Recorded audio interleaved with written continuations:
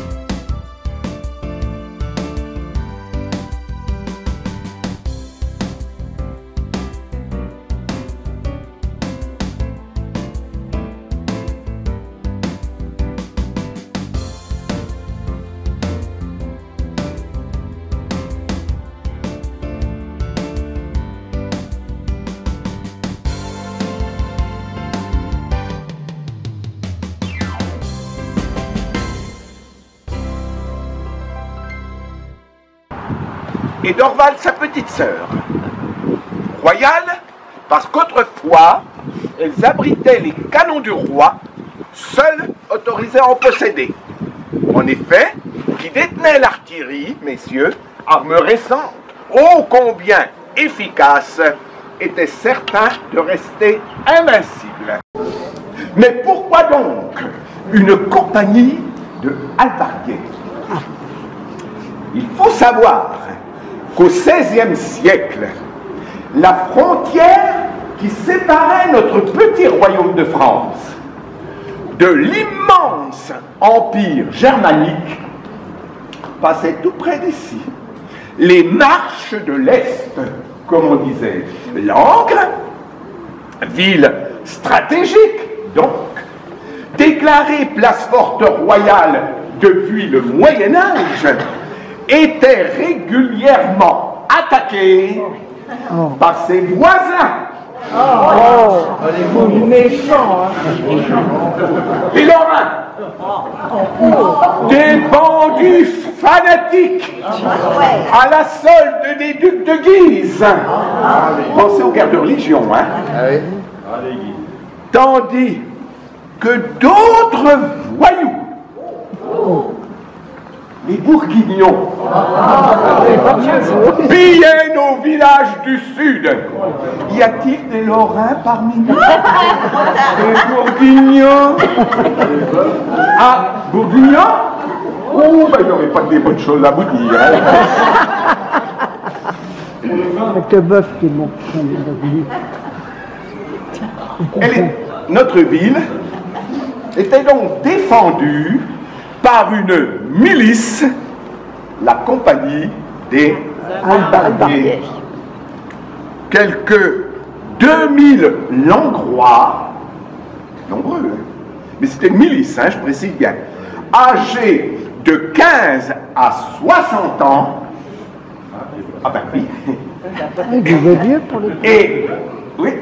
Alors il y avait les hallebardiers, les plus nombreux, armés de hallebardes. Si vous voulez bien vous retourner, vous en avez une derrière vous, hein, arme blanche, encore portée par les gardes suisses au Vatican. C'est la même époque.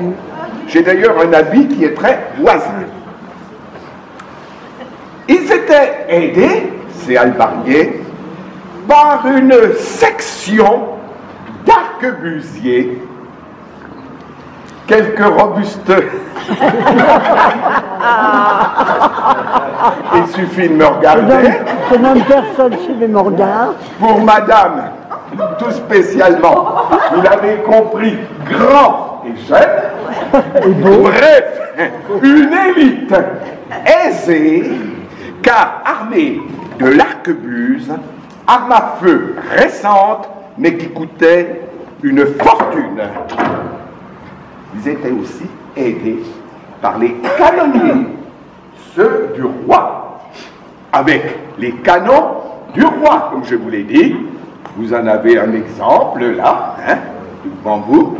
Alors ces canons étaient tractés par des chevaux le long de la rampe hélicoïdale que vous venez d'emprunter. Vous avez compris pourquoi ce n'est pas un escalier, mais vous qui se tournez. Et ils tiraient à travers. Un pigeon qui a Oui, un pigeon. Voilà encore autre chose.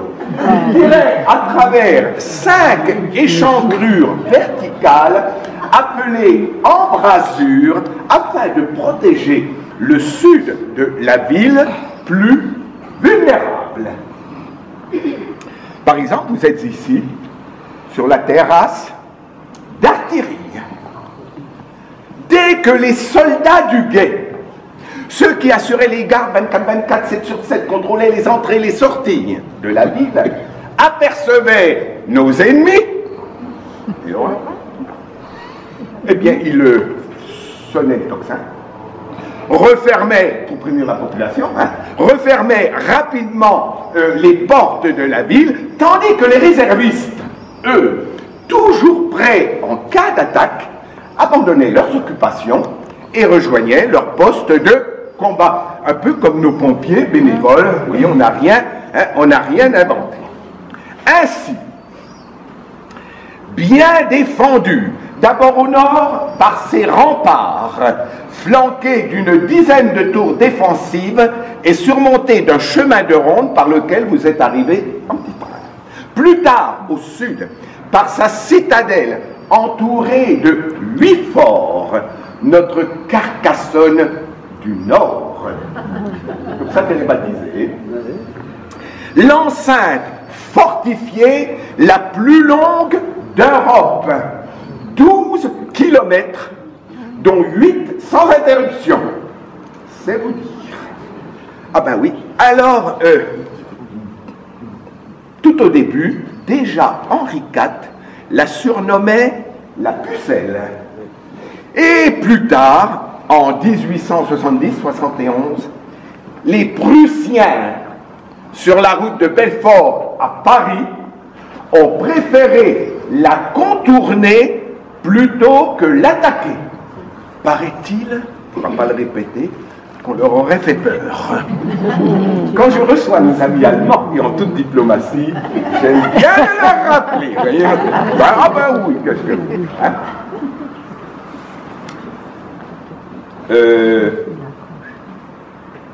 Berceau cistercien, avec nos 21 premières abbayes. Clairvaux, actuelle prison centrale dans l'Aube, je vous donne que les plus importantes, les plus connues. Fontenay, en Côte d'Or, Auberive, tout près d'ici, et bien d'autres. Toutes, ou presque toutes, fondées par notre illustre voisin Saint-Bernard, né tout près d'ici, à Fontaine-les-Dijon, moine théologien, dont l'ordre d'ailleurs rayonna dans toute l'Europe au XIIe siècle. Mais c'est rare. Tiens, vous comprenez d'ailleurs pourquoi? Ah ben je ne vous l'ai pas dit, tiens, au fait.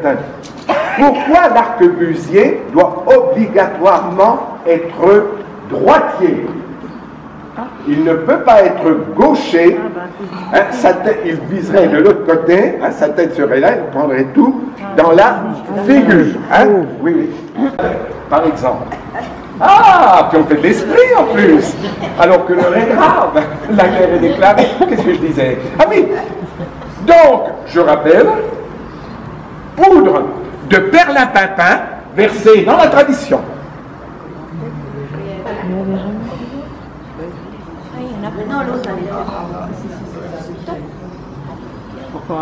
Ah, il y en a beaucoup là. La sécu.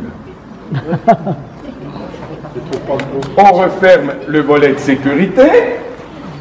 Mèche enflammée, donc, grâce à notre ami monsieur. Non, le figure. Et puis en plus, vous avez gagné un nouveau métier, nouvel intermittent du spectacle. Voyez-vous, là maintenant, je vais vous demander, voilà, puis je vais vous demander aussi de vous éloigner parce que. Voilà. Adieu. Au revoir. T'as été courageux, Jacques. Fixé, comme je vous l'avais dit. Un coup ça part de moi, un coup ça part de Oui, il y a une. On est en France. Non, c'est parce qu'il y avait un article ce matin sur le journal local de divulgation entérique.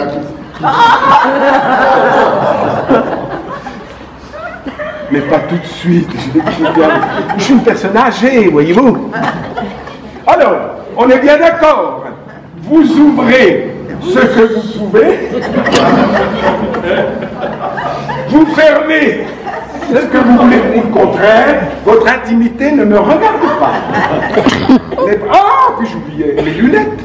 Oui. Alors un peu fatigué, comme moi, mais alors reconnaissez-le, mesdames. Quel look. Optique 2000, voilà. Quelle est partie là-là?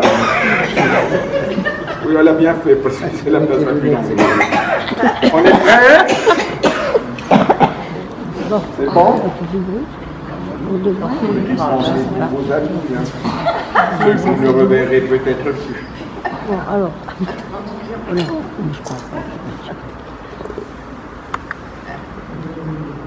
Attention. Feu!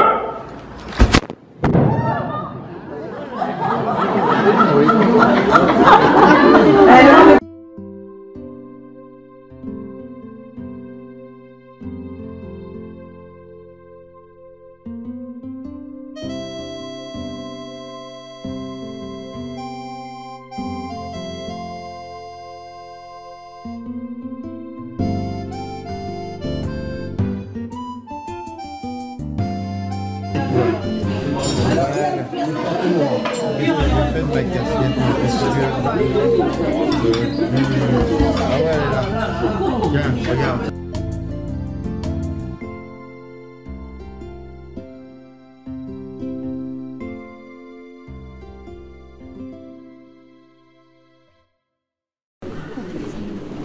Alors tout d'abord, bonjour à toutes et à tous et bienvenue à l'imagerie d'Épinal. Alors je me présente, je m'appelle Émilie et je vais être votre guide. L'imagerie d'Épinal a été fondée en 1796 par un homme qui s'appelle Jean-Charles Pellerin. Donc au départ, elle était située au centre-ville d'Épinal et puis elle est venue s'installer ici dans ces bâtiments en 1898. Et depuis, elle n'a plus bougé. Donc il faut savoir que tous nos bâtiments ainsi que toutes les machines que je vais vous présenter sont classées monuments historiques. Il faut savoir également que nous sommes une entreprise, donc j'insiste bien sur le mot entreprise, nous ne sommes pas un musée, donc une entreprise vivante qui continuons toujours à fabriquer des images autant traditionnelles que contemporaines. Voilà. Il faut savoir également que nous sommes uniques au monde, nous sommes vraiment la seule imagerie vraiment qui existe au monde qui ne réussira pas. Je vais vous expliquer ensuite pourquoi. Donc on va mouiller la pierre et ensuite on va l'ancrer. Donc au préalable, on a une pierre normalement qui est vraiment apposée à notre gauche. On aura mis déjà de l'encre grasse. On ne travaille qu'avec de l'encre grasse pour la lithographie.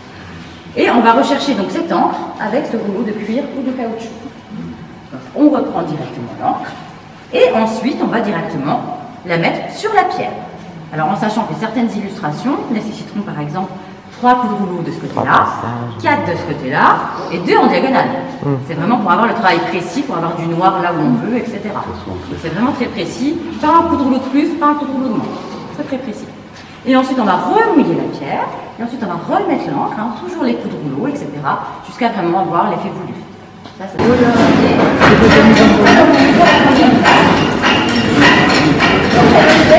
de l'encre,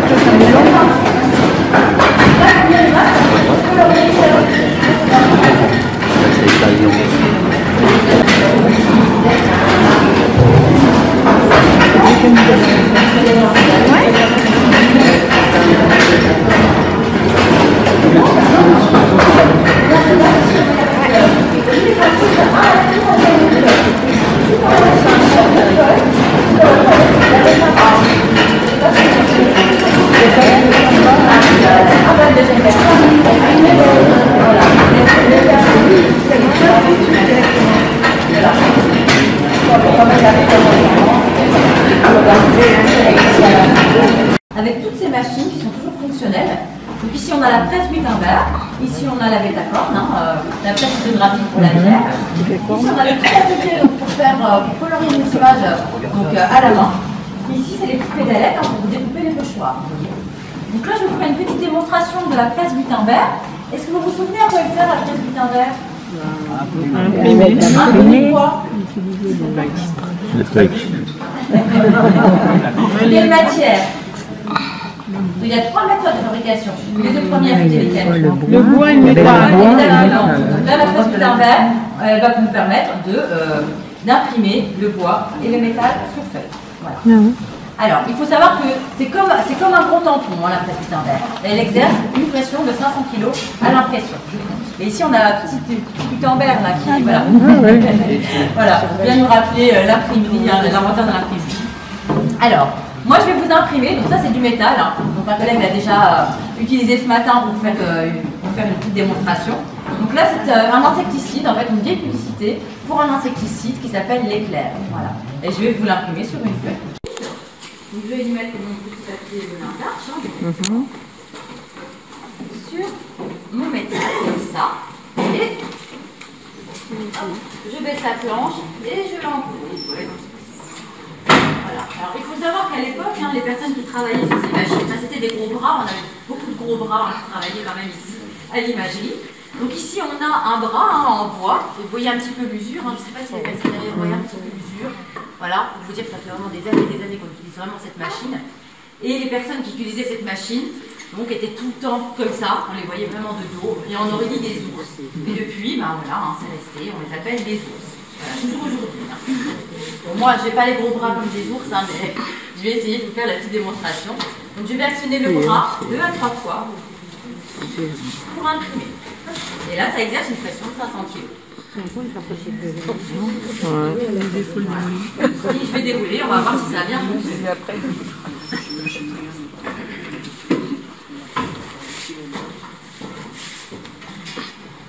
Et voilà mon insecticide. Donc c'est vraiment comme un gros papier, voilà, tout simplement. La presse Gutenberg, il n'y a rien de plus simple.